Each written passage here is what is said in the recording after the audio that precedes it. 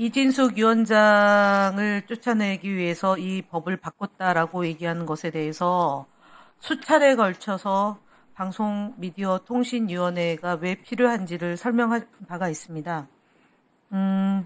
예를 들어서 김태규 부위원장이 윤석열 대통령이 임명했는데 사표를 7월 1일 날 수리가 안 됐으면 정무직 공무원 중에 한 명이 더 포함돼서 사표 수리가 되는 겁니다. 그래서 이진숙 1인을 위해서 이 법이 만들어졌다고 얘기하는 것은 언어 도단이다라는 점을 말씀을 드리고요. 방송미디어통신위원회의 논의 과정은 국민 여러분들께서 요즘에 워낙 관심이 많아서 이 부분이 졸속 처리되고 있지 않고 한 달밖에 안 됐다라고 하는 부분에 대해서는 동의하지 않을 거라고 봅니다.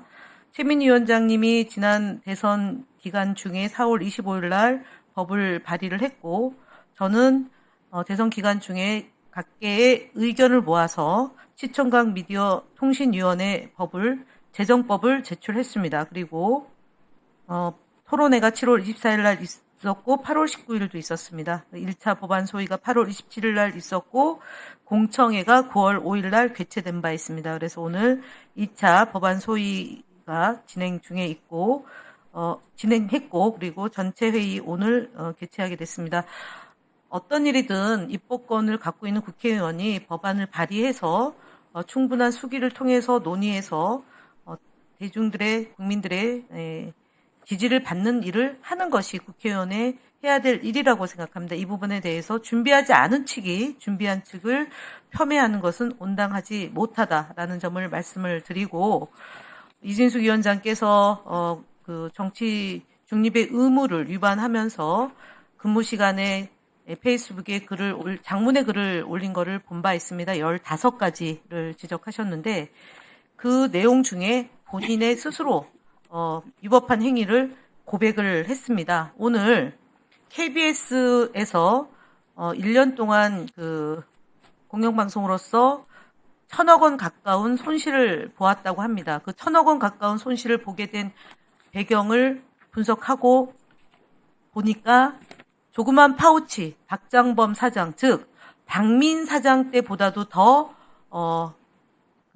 손실을 봤다라는 것이 현 주소입니다. 그래서 공영방송을 망가뜨린 윤석열 정권에서 공영방송을 제유치에 놓는 점, 그 다음에 방송 장악을 위해서 투입된 이진숙과 김태규 두 사람에 의해서 자행된 7월 31일 KBS 이사 날치기 처리, 그 다음에 박문진 이사 날치기 처리, 시청자 미디어 재단, 그 다음에 코바코 사장에 대한 처리, 이런 것들이 다 모아져서 8월 이튿날 7월 31일 날 취임하고 8월 1일이 아니라 8월 2일 날 탄핵을 발의해서 임기가 중단됐습니다.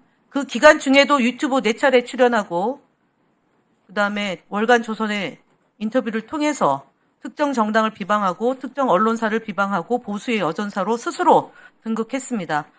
방송통신위원장은 독립적인 위치에 있어야 되고 방송의 자유와 공적 책임을 지고 이용자의 권리 침해가 되지 않도록 노력을 기울여야 되는 대통령 소속 기관의 기관장입니다. 행정기관장입니다. 이진숙 위원장이 7월 31일, 8월 1일 날 한 행위, 그 다음에 1월 23일 날 이후에 방통위를 형해화시키고 좌지우지하고 방송사를 장악했다는 이 점 때문에라도 하루속히 이 빠른 변화를 꾀하는 방송 시장의 미디어 시장의 역할을 해야 됩니다. 최영두 간사께서 KD현 얘기를 많이 하는데요. 그거 잘 되게 하기 위해서 방통위가 정상화돼야 됩니다. 그를 위해서 방송 장악을 하고 그 다음에 방송 종사자들을 탄압하는 사람이 있어서도 안 됩니다.